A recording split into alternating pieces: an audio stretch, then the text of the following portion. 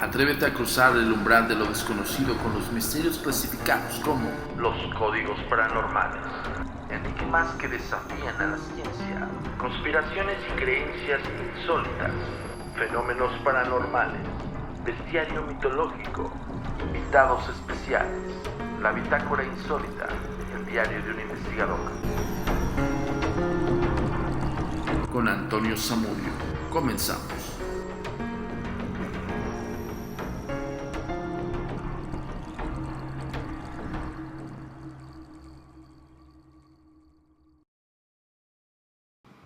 Miren, de este también vamos a hablar en algún momento, de la práctica de los exorcistas. Práctica de exorcistas y ministros de la iglesia, en que con mucha... Así dice, ¿eh? Creo que desde aquí empieza el asunto. Dice, hola, buenas noches, llegué dándole tapientos. Miren cómo dice, yo no soy yo, pero ve lo que dice. En que con mucha servidición. Ahí dice, ¿eh? En que con mucha servidición y singular claridad se trata de la instrucción de los exorcismos para lanzar y ahuyentar los demonios y curar especialmente todo género de maleficios y hechizos, por el padre Benito Remigio. Nos denus autocar, nos denus autocar de la sagrada religión de los clérigos regulares menores. Los tratados que contiene este libro le verán en la hoja siguiente. Barcelona por Joseph Lubis. Ya les había leído esto, ¿no? Ya les había leído esto un poquito. Pero bueno, este es para otro tema y otro libro. Otro tema más bien, ¿no? Más que otra cosa es otro tema. Está muy padre porque hay de todo. Viene de todos los, de todo. Es increíble. Alabado sea el Santísimo Sacramento del altar, benedictio et claritas et sapientia, gratimur officio, honor y virtus se fundido de uno felo in fecula facolorum. Amén. Está muy chido. Bueno, luego pasamos a este tema.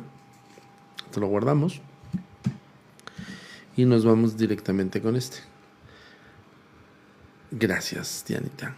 Fue un gran tesoro. Gracias. Oigan, sí, denle stickers, porfa. Ayer se pusieron la del Puebla, ¿eh? Estuvo muy bien. Estuvo muy chido que se hayan puesto la del Puebla. Súper bien, ¿eh? Muy agradecido. Muy agradecido. Pero están como muy flojones los likes, ¿no? En el apartado de Dios y el diablo. Raquel Nerey, saludos. Que por cierto se me ha olvidado. Ahorita terminando el live, si no estás viendo, Noelia, te voy a mandar mensaje. Te pido una disculpa, pero se me ha olvidado. Noelia es la chica que les había comentado que trabaja en un tanatorio allá en Alemania y tiene un montón de historias y ya estaremos grabándola para que nos cuente. Es una chica argentina, por lo que escucho el acento. No sé de qué país sea, pero se escucha como argentina o chilena y tiene mucho tiempo viviendo allá en Alemania y me llamó mucho la atención de que trabaja en un tanatorio. En un tanatorio la especialidad es tanatología.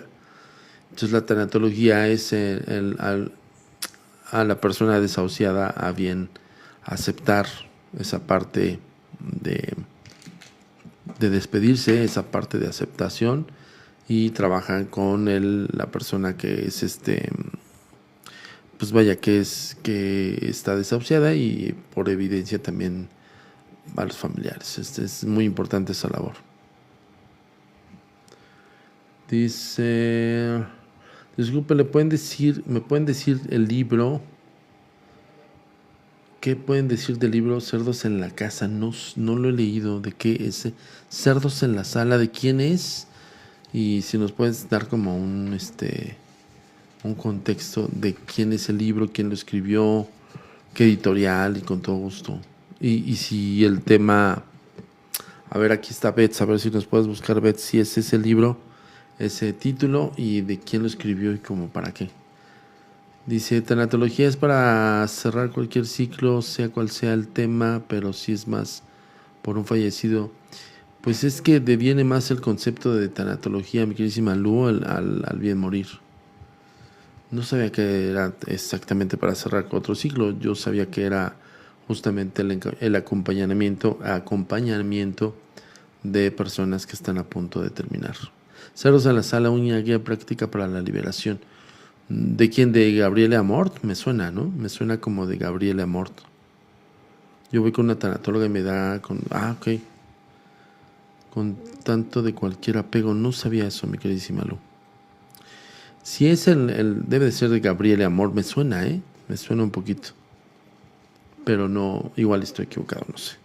Dios y el diablo. Acuérdense que estamos en apartados, en pequeños párrafos o pequeñas páginas del libro Ángeles, una especie en peligro de extinción, de Malcolm Godwin, que dice así: este libro no se limita a las huestes bondadosas del cielo, sino que incluye además los arcángeles rebeldes guiados por Lucifer, en una época llamado Lucero del Alba, y el portador de la luz. Estos títulos que se dan al príncipe de las tinieblas muestran la dificultad de descubrir en qué bando se sitúa cada ángel en concreto, en el de Dios o en el del diablo. En el Antiguo Testamento, por ejemplo, no hallamos ningún tipo de referencia a los ángeles caídos. No hay nada que nos sugiera que Satanás era el mal. Encontramos a Ha-Satán, así como se lee, H-A-Satán, Ha-Satán, el adversario. Si bien esto parece significar una función que sin duda no es una negativa, y no un nombre del ángel, el ser que desempeña esa función era el más querido de Dios. No tiene nada que ver, pues, con el Satanás que aparece en el Nuevo Testamento. En los textos del Antiguo Testamento parece completamente descartada la diferenciación entre ángeles buenos y malos. Debemos tener en cuenta, aquí está como lloviendo muy cañón. A ver, ahorita voy a leer, voy a proseguir, permíteme, déjame leer a Pets.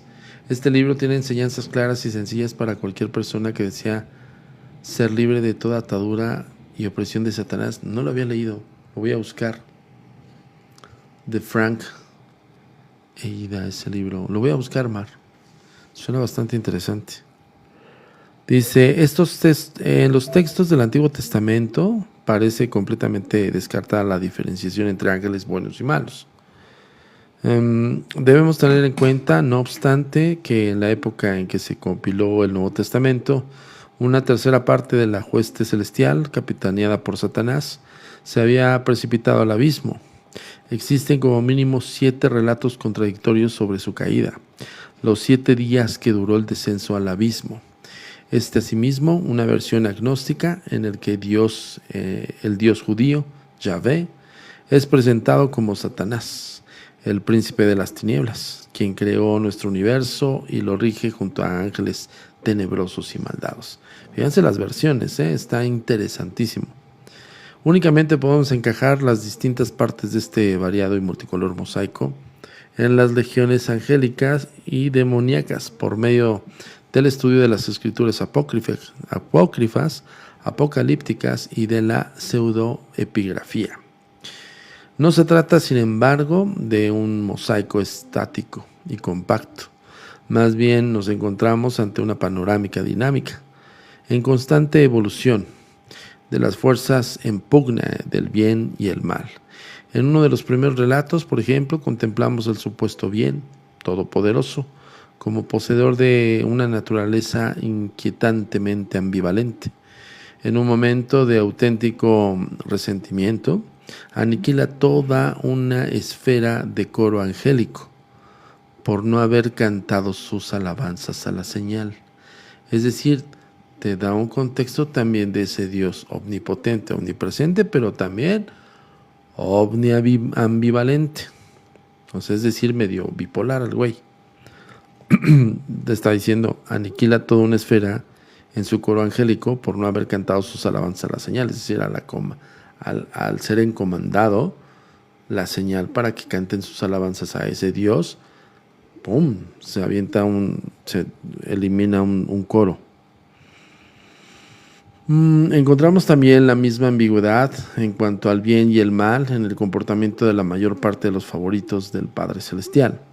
También ellos parecen que llevan una doble vida, ya que en un determinado momento aparecen como señores del infierno y después se nos muestra cantando aleluyas alrededor del trono celestial, sin que ello empañe su aureola resplandeciente. Esta ambivalencia fundamentalmente judía desaparece hacia el siglo III después de Cristo, momento en que hacen su aparición dos especies distintas y enfrentadas entre sí. Estos ángeles o arcángeles pues puedan regir ciertas huestes celestiales, pero a su vez también pueden regir las puertas del infierno, porque ahí está un ejemplo es Uriel. Uriel es como el más conocido, el más connotado. Uriel es un tipo que es un arcángel que está, si no me recuerdo, creo que está en los potestades, no me acuerdo muy bien, pero este arcángel pues también controla las puertas del infierno. Y te pones a preguntar, te pones a pensar en que pues, si él controla las puertas del infierno, Uriel, y es un arcángel de las huestes celestiales, ¿por qué carajos deja pasar demonios? ¿No? Entonces es como la pregunta de los 64,000. Hey, denle like. Si no like, pues ¿cómo? Dice el arcángel que está en medio de la puerta del infierno y el cielo. Así es, Bets. 2 volúmenes en uno. Incluso los teólogos consideran anacrónicos los conceptos de los ángeles y demonios desde el punto de vista de las observaciones científicas sobre la naturaleza del cosmos. Los descubrimientos astronómicos del siglo XVI acabaron con los últimos vestigios del mundo como centro del universo. Los ángeles no pudieron sobrevivir ante la constatación de que la Tierra era un planeta menor y que daba vueltas alrededor de una estrella mediana, en un ala remota de una galaxia relativamente modesta. A pesar de ello, con la aparición de la psicología occidental del siglo XX, los principios latentes en la creencia de los ángeles y demonios cobraron un nuevo significado. Muchos teólogos conformaron la mitología del cosmos tripartito a la estructura de la personalidad de los 3 niveles: el superego, el ego y la libido, o la concepción posterior a las 3 capas del cerebro: reptil, neomamífera, neocórtex, que son las 3 capas, ¿ok? Los mitos freudianos, ya me sonaba a Freud, freudianos y a Jung, y de Jung sobre la personalidad humana iniciaron en una dimensión enteramente nueva en el estudio tanto de los ángeles como el de los hermanos caídos. Todo ello es justamente lo que analizaremos en este libro. En realidad engloba 2 volúmenes en uno solo, a fin de examinar todas las posibles informaciones sobre las huestes. Es preciso tener la referencia clara sobre el punto de vista tradicional y ortodoxo sobre estas huestes angelicales. Sin embargo, descubriremos que hoy en día en realidad no existe un punto de vista unificado y coherente sobre el tema. Se da el caso, por ejemplo, de que mientras la Enciclopedia Católica, publicada en 1967, afirma que la teología La teología ha depurado el oscurantismo y el error que existía en la concepción tradicional sobre los ángeles.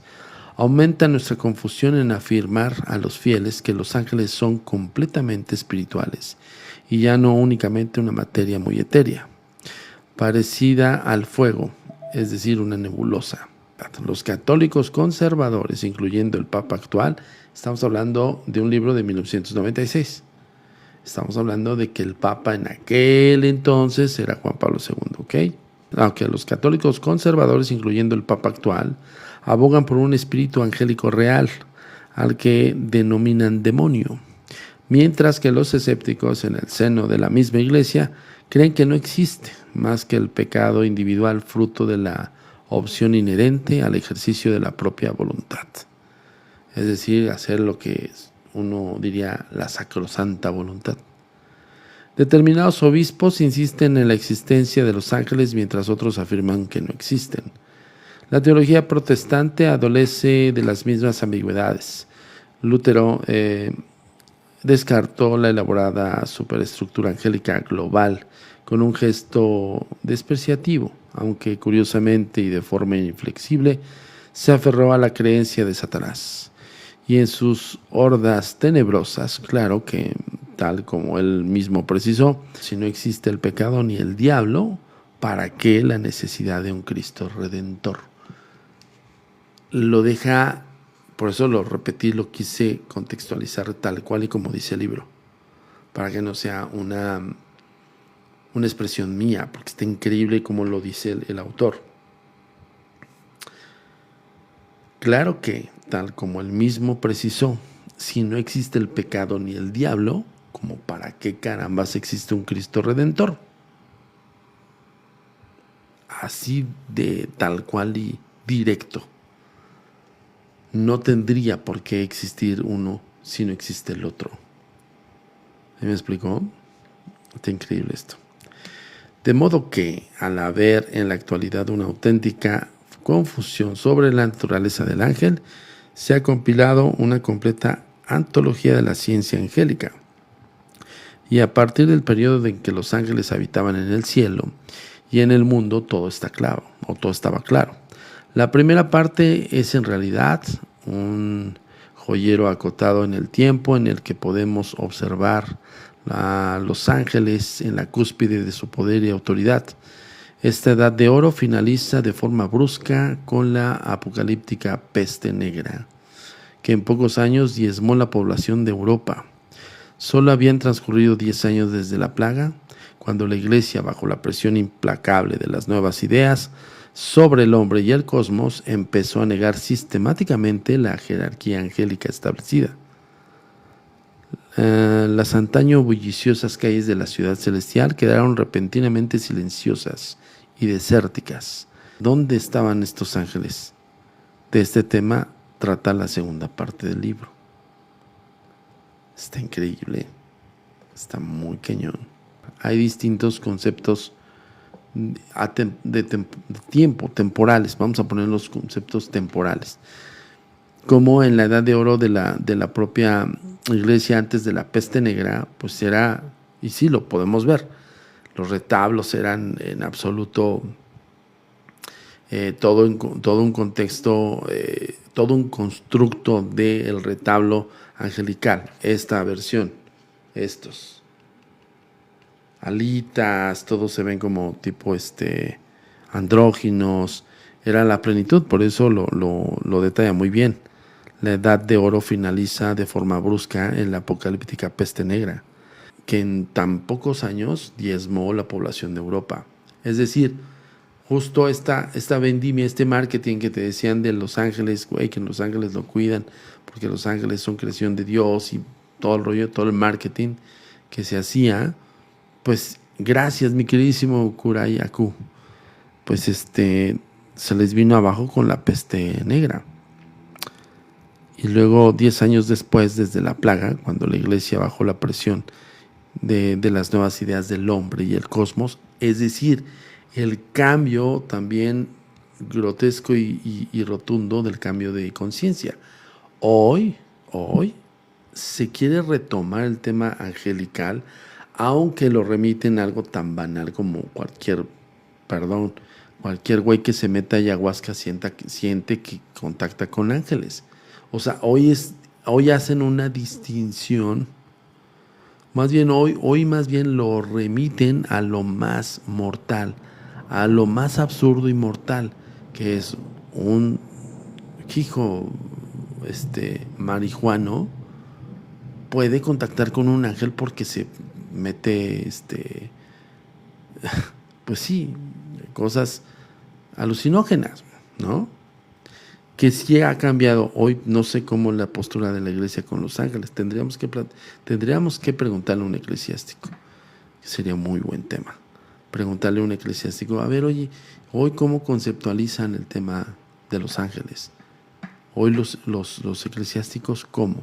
Porque hoy hay un cambio rotundo de conciencias. Creo que ya vivimos que ahora lo están volviendo a cambiar. Están volviendo a rebobinar ese cambio de conciencia. Y más si la propia iglesia se rige bajo, pues, sí, los cambios rotundos de la misma, pues hoy estaría increíble saber bajo qué concepto lo ven la existencia de los ángeles, ¿no? Antes eran lo más, después de que les fallaron, pues hasta cierto punto a la gente pues que sí también tuvo con mucha devoción en esos retablos, pues no duden que se han de haber perdido mucho peso de sus feligreses, ¿no? De los adeptos. Y sigue el libro con el contexto de realidad y fe. Al parecer existen dos métodos básicos para abordar un tema como el de los ángeles. El enfoque histórico puede dar sus frutos. Se podría resumir como el método en el que la realidad pesa más que la fe. Ello nos permite además examinar los diversos árboles genealógicos de las huestes angelicales, la cual permite asimismo remontarnos a los orígenes culturales específicos de cada una de las especies. En muchos casos descubrimos la prueba patente de la utilización global de antiguas líneas de consanguinidad. Observamos, fíjense lo que dice aquí, la prueba patente de utilización global de las antiguas líneas de consanguinidad, es decir, de reproducción entre ángeles. Observamos cómo los escribas de un grupo religioso concreto se limitaron a trasladar a sus escritos los mitos más sustanciosos de las tribus conquistadas o de las que les conquistaron. Ello es mucho más evidente como en los eclécticos préstamos de los hebreos. Observamos cómo los escribas de un grupo religioso concreto se limitaron a trasladar sus escritos a los mitos más sustanciosos de las tribus conquistadas o de las que les conquistaron. Ojo, es que aquí me quería detener. De las conquistadas habla acerca de evangelización, de los que ya evangelizaron o los que el hecho de que los que están evangelizando y el hecho de los evangelizados ya. ¿Ok? Ello es mucho más evidente en los eclécticos préstamos de los hebreos. Por la misma razón, estos pueden atribuirse a el ser los instructores de los ángeles a escala auténticamente celestial. Si aplicamos el método estrictamente histórico, podemos caer en una gran tentación de llegar a la conclusión de que los ángeles no son más que una colección de fantasías exageradas de los santos eruditos, lo cual podría ser cierto en muchos casos. Sigan dándole like. Existe, sin embargo, otro método que podríamos calificar de lo sobrenatural. Esta es la fe que pesa más que la realidad. De hecho, es uno de los métodos que más utilizamos para abordar el tema como el de los ángeles, sin realmente planteárnoslo. Tenemos una serie de ideas preconcebidas basadas en una tradición ininterrumpida de la piedad popular que parece tener unas raíces arquetípicas, mucho más profundas que la mayor parte de las religiones que se han perdido en la noche de los tiempos.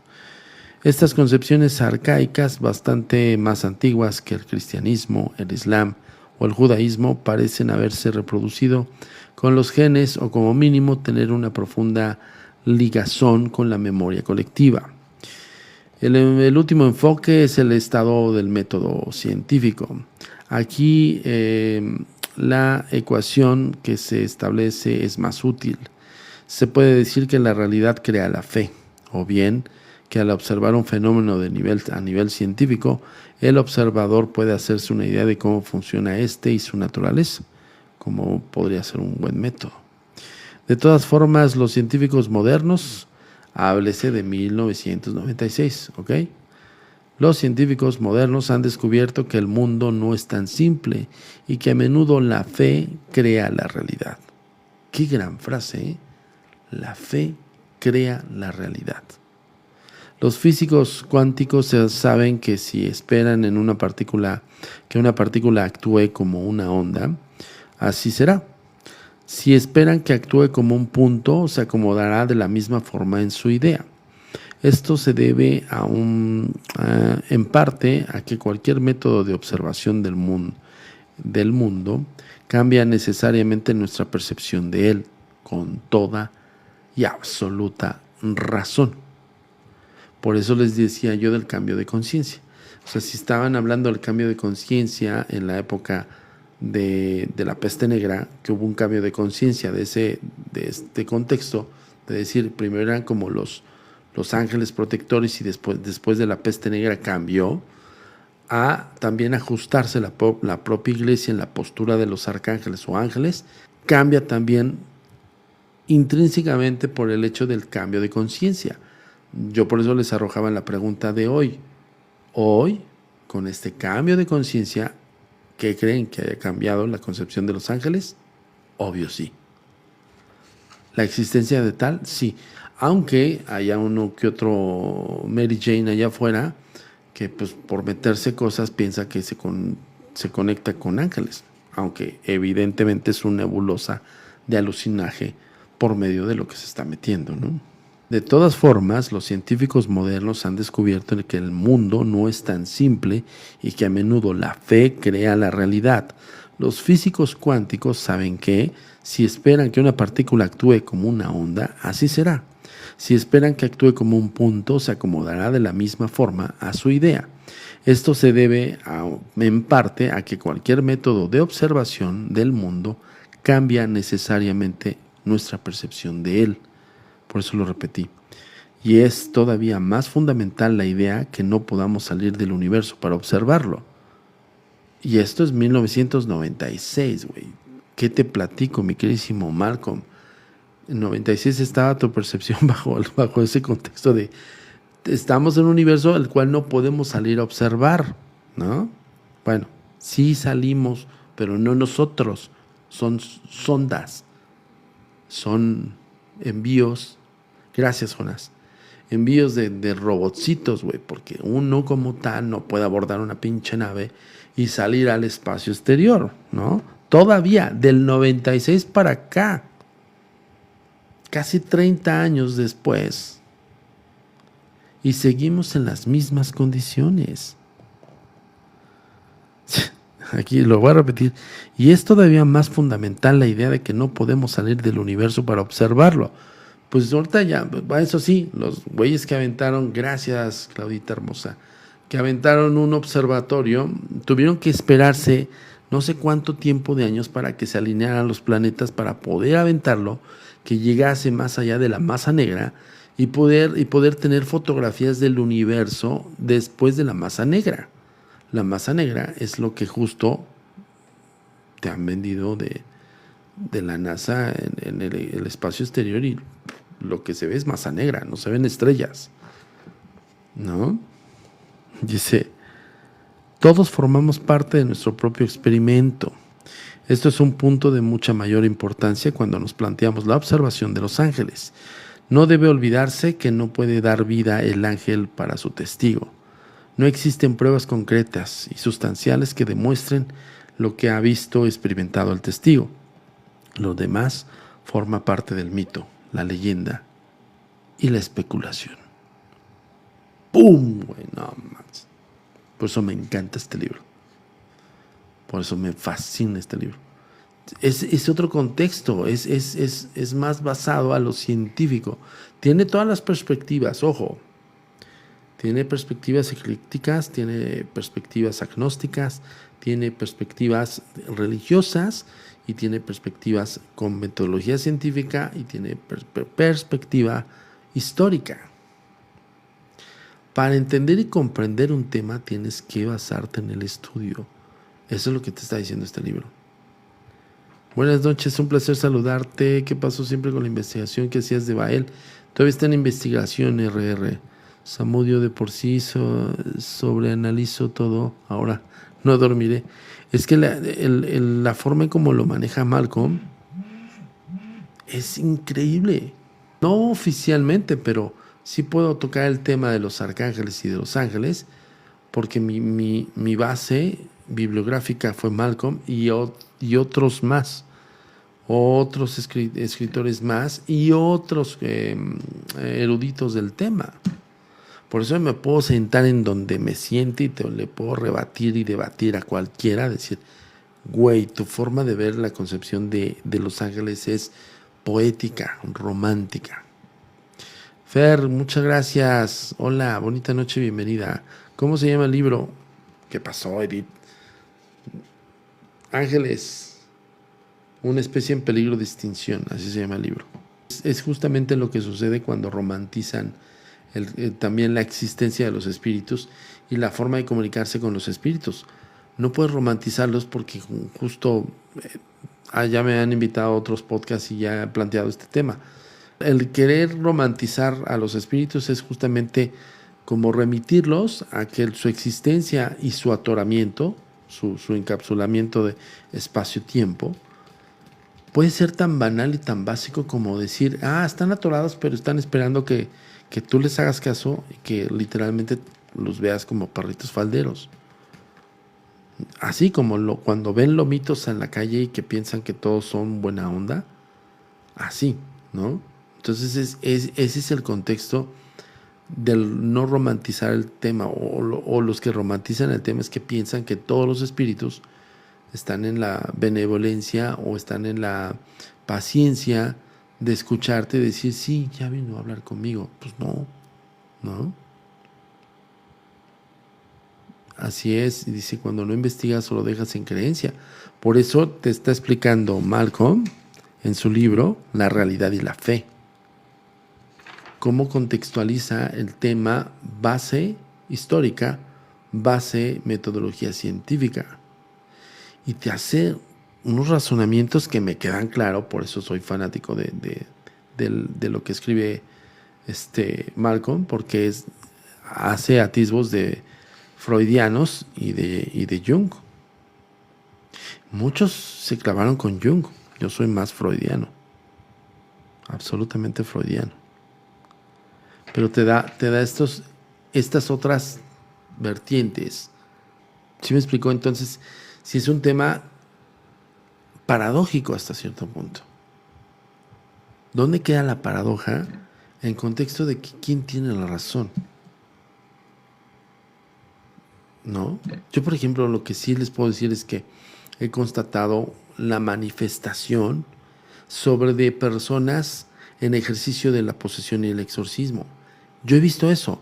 Lo que yo no he visto, y yo no me imagino que los exorcistas deben de tener un apartado para evocar arcángeles, evocar ángeles, los no caídos.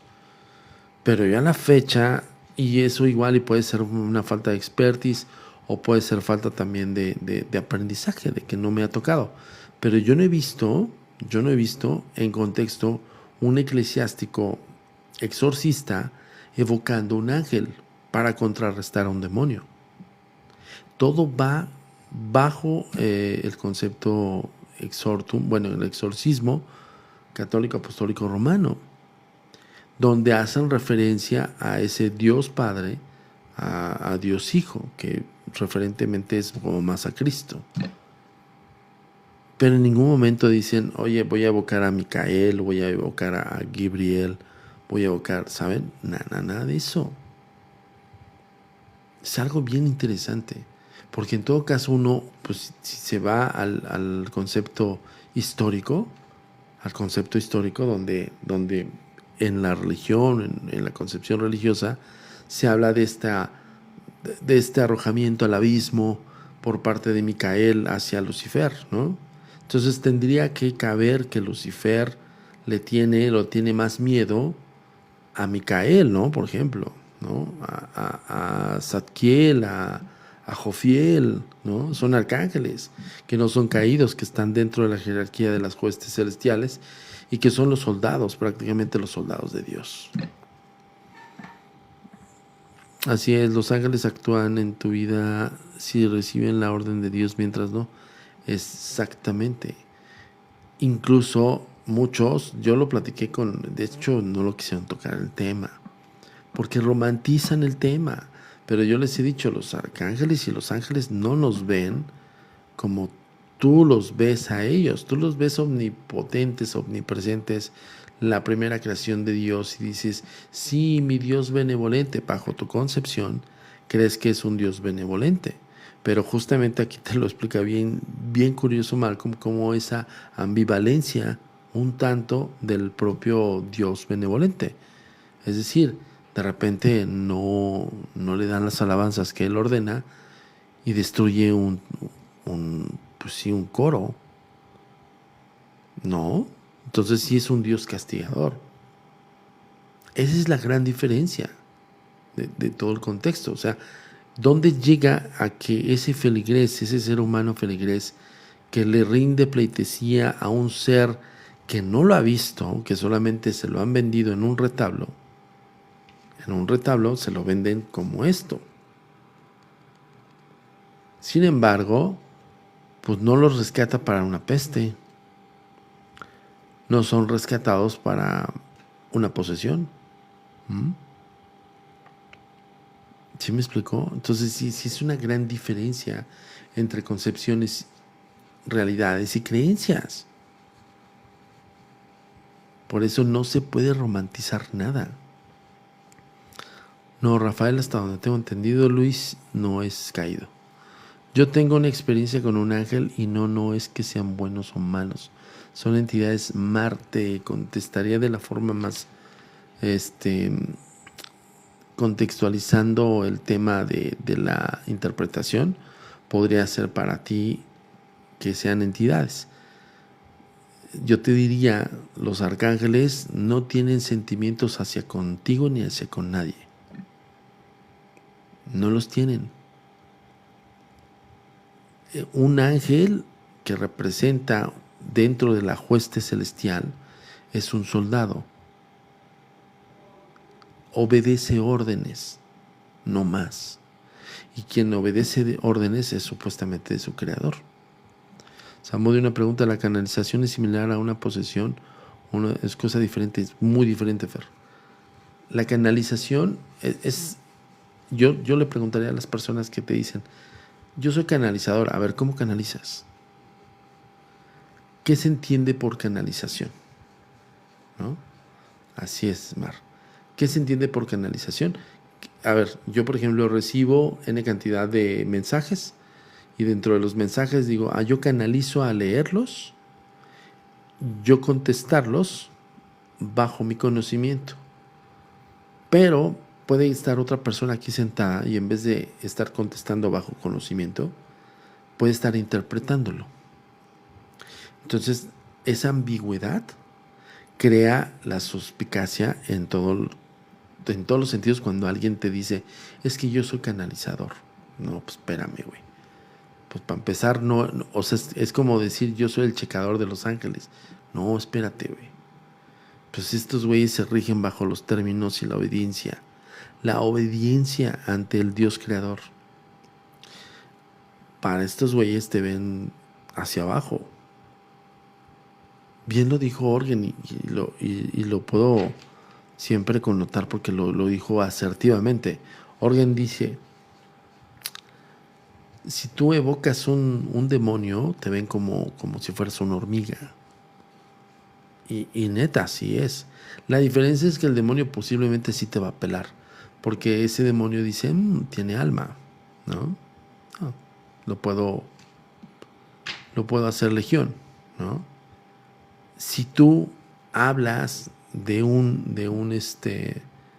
ángel o arcángel, ni siquiera le llega la plegaria, porque ellos están, como dice en el concepto histórico, no de creencia, en el concepto histórico, ellos alaban al Creador, hacen alabanzas al Creador. Hay una película muy buena que se llama de Nicolas Cage, que es Ciudad de Ángeles, así creo que se llama en español. Esa película te plasma un contexto así de los arcángeles. Ya el director se la superjaló diciendo que se enamoró de un humano y ya es otras cosas. Pero ellos cada mañana, cada vez que amanecía dentro de lo terrenal, iban y hacían alabanzas al Dios creador. Si ves, bueno, yo lo leí que era Ciudad de Ángeles, pero sí también es un ángel enamorado. Entonces, ellos se juntaban, todos, era un llamamiento a hacer alabanzas a ese Dios creador. Pero sí, básicamente es eso. Estamos dándole un poco de romanticismo al tema de arcángeles y ángeles. Yo siempre les llamo arcángeles, para no remitirlos, para quitarlos del contexto ángeles, porque sí existe una clasificatoria de estos mismos. Dice Tania, mi mamá quiere jugar a la Ouija, pero no tiene la idea del tema. Si no tienen la idea del tema, mejor que ni la juegue, mi queridísima Tania.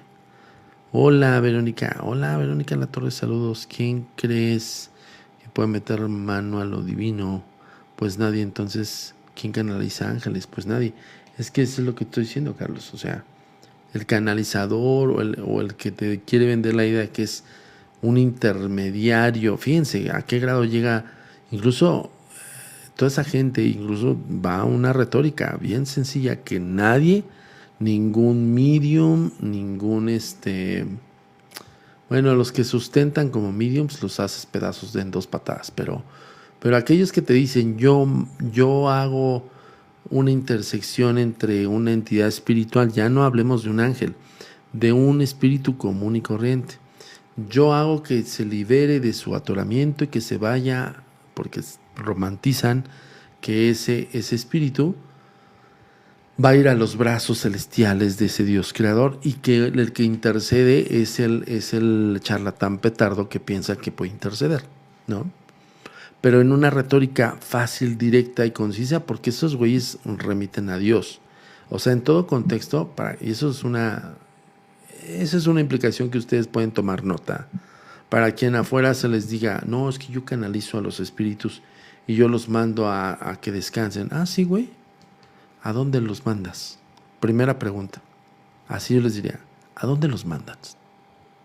O sea, ok, tú dices que intercedes por un espíritu que se arraigó por espacio-tiempo, por algún hecho trágico posiblemente, o por alguna ligadura terrenal, ¿no? O sea, vaya, te metes en su decisión del espíritu, para empezar. Luego, por consiguiente, los mandas, o sea, es decir, los haces libres de ese arraigamiento en espacio-tiempo, los haces libres. ¿Hacia dónde los mandas?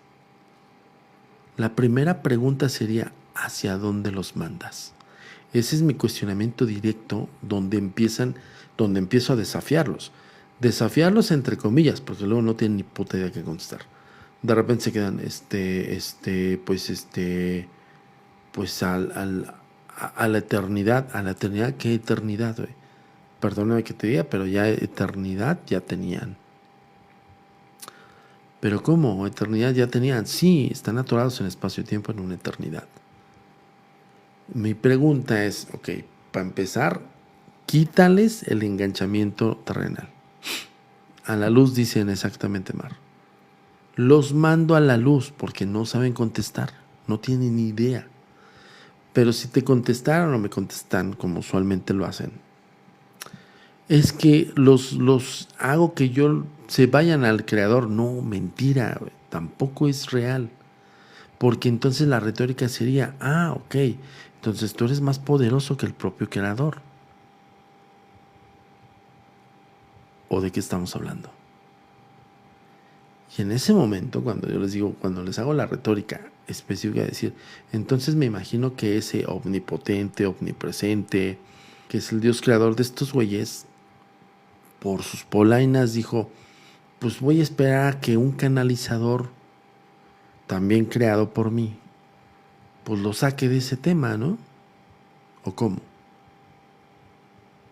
Y cuando no contestan, le digo, entonces estás desafiando a ese Dios creador. Ups. Entonces, obviamente no tienen, gracias Mar, no tienen contexto, no tienen forma de explicarlo porque lo romantizan. Ahora imagínense con algo tan básico como es el espíritu de una persona que queda rayada en el espacio-tiempo, una persona normal y común y corriente como ustedes y como yo, que hacen esa proeza, esos canalizadores que son los charlatanes de primera. Ahora que hagan eso ellos, pues tan peor los güeyes que dicen que hablan con ángeles. ¿Como por? Como ¿quién entiende un lenguaje de un ángel? En este libro luego vamos a llegar a ese punto. Pero el idioma de los ángeles es cero el idioma de los humanos. Un ángel ni siquiera te da oportunidad de que le entendieses. Porque a un ángel le pasas desapercibido. A un ángel no solamente no quiere hacerte caso. Un ángel, así, lo voy a decir textual y como es, sin romanticismos, a un ángel le valemos 2 hectáreas de ya saben qué.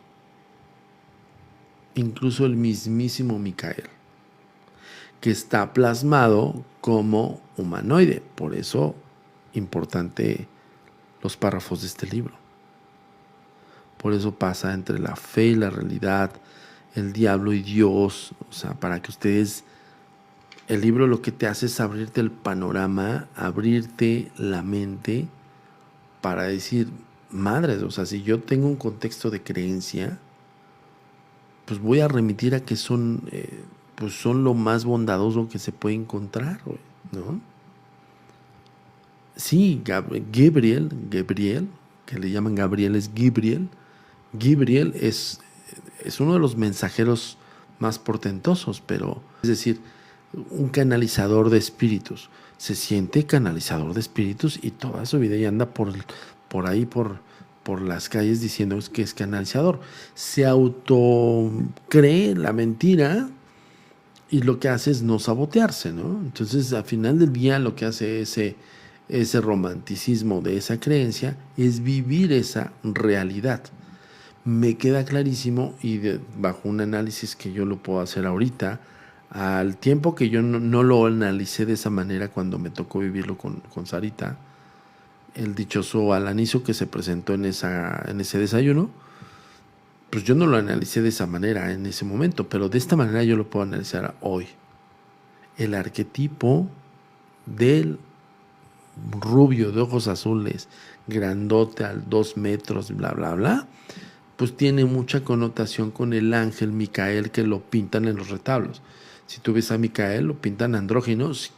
Hay algunos retablos que lo pintan andrógino, que no se le ve el género.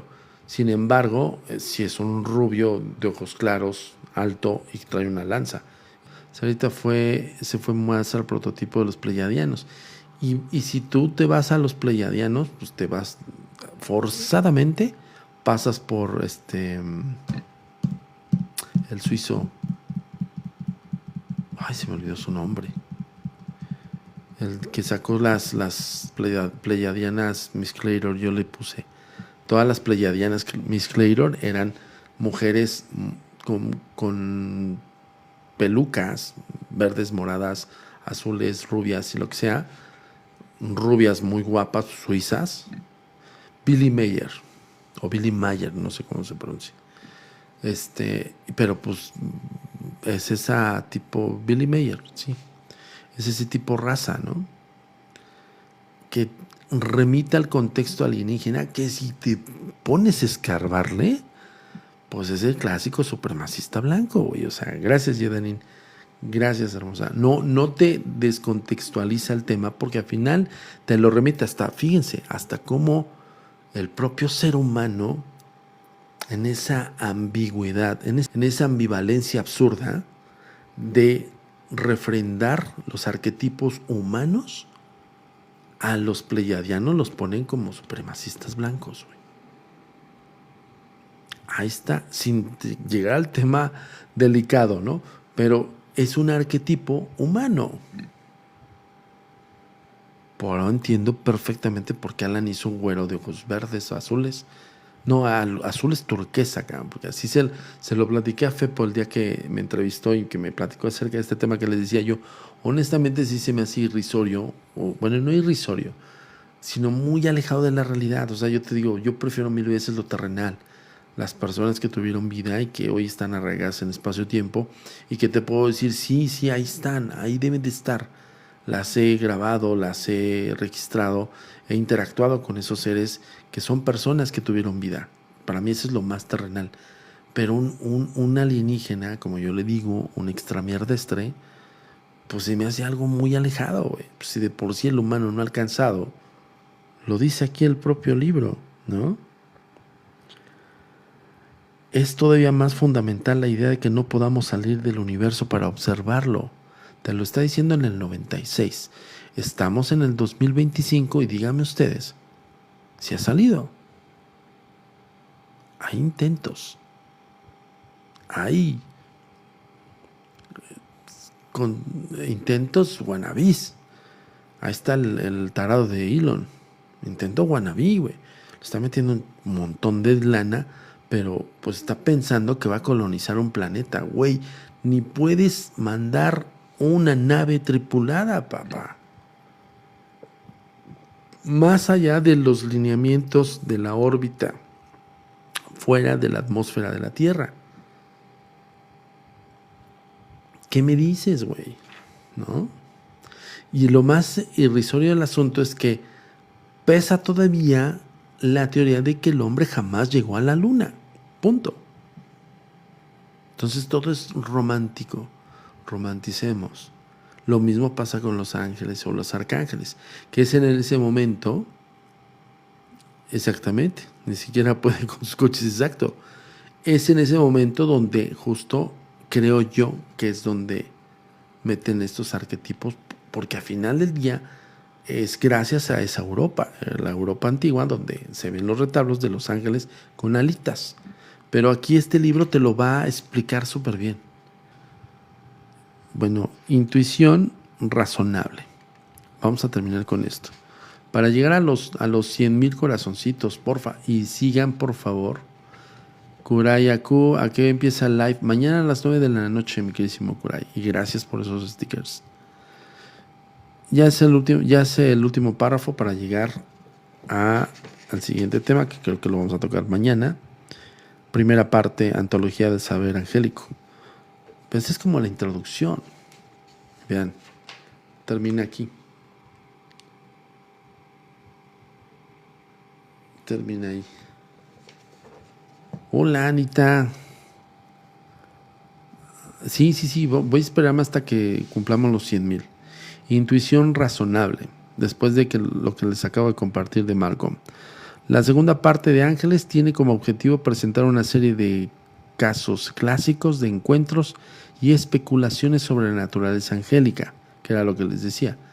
Los arquetipos, la forma, en cómo la gente, porque también el propio testimonial del encuentro angelical entre el ser humano común y corriente, gracias Claudita, y el universo de estos seres celestiales, pues hay una gran gama de testimonios que han sido pues recabados por distintos investigadores. Por ejemplo, yo recuerdo uno rápido.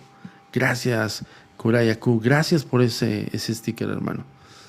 Yo me recuerdo uno que justo estábamos hablando del tema con Martita y Jordi, en De Todo Mucho. Y estábamos hablando justamente del tema de ángeles y arcángeles. Y yo les decía, pues es que en contexto yo les puedo hablar de ese tema voy a romper muchísimas falsas ideas, porque en contexto no son todo menos benevolentes, no nos ven como algo bonito, o sea, no nos ven como, por ejemplo, un santo, una persona beatificada, ¿no? Que entrega su vida y obra en temas de altruismo, de ayudar al prójimo, bla, bla, bla, bla, bajo el merchandising, perdón, bajo el marketing que lo vendan.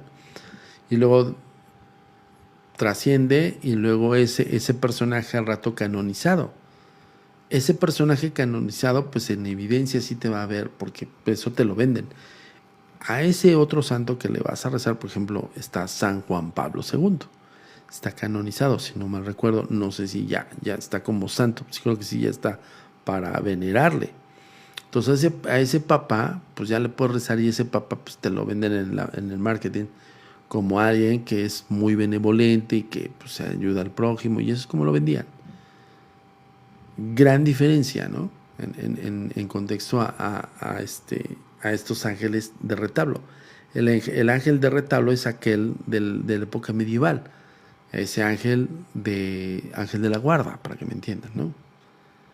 A gran diferencia, cuando te digo, no, güey, los ángeles ni siquiera nos ven con benevolencia, ¿no? Entonces me acuerdo que Martita dijo, es que yo conozco un testimonial de una señora que me dijo que vio a San Miguel Arcángel, y que la señora cuenta que con una espada le hizo así, no sé qué tanto. O sea, el contexto va guiado en que la señora, esta testigo, amiga de Martita, o una de sus seguidoras, le contó eso, que el arcángel lo vio tal cual y como vio al arcángel de San Miguel de Allende. Tal cual al arcángel que tiene armadura incluso romana, güey. Vean también ese otro contexto. ¿Por qué le ponen armadura romana? ¿No? Y ese otro arcángel de armadura romana le está partiendo su Mauser al dragón. Gracias, Didanina hermosa. Entonces, en contexto para esa señora, ese testimonial revalidó que fue San Miguel Arcángel el que vio imponente y fuertemente ataviado con una armadura romana y con una lanza sobre de un dragón en San Miguel de Allende. Pues esa señora, en su sueño, en su encuentro, en su nebulosa, vio a ese arcángel. ¿Sí me explicó? Exactamente, en vez católicos, apostólicos y romanos. Pero ese es el ataviado que le ponen, ¿no? Llegamos a los 100,000. Muchas gracias. En las páginas que siguen comprobaremos que en realidad algo ha sucedido a aquellos que han tenido experiencias con ángeles o demonios. Muchos testigos después del encuentro han sufrido una transformación que les hace irreconocibles. Esperemos que en cierto modo esto le ocurra también al lector.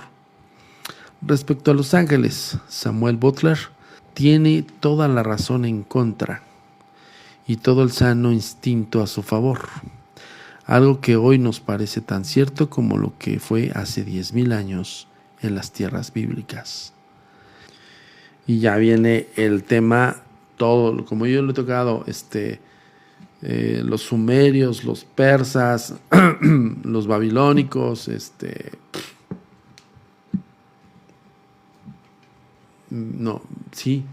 mesopotámicos, culturas que engloban al tema ángeles y demonios.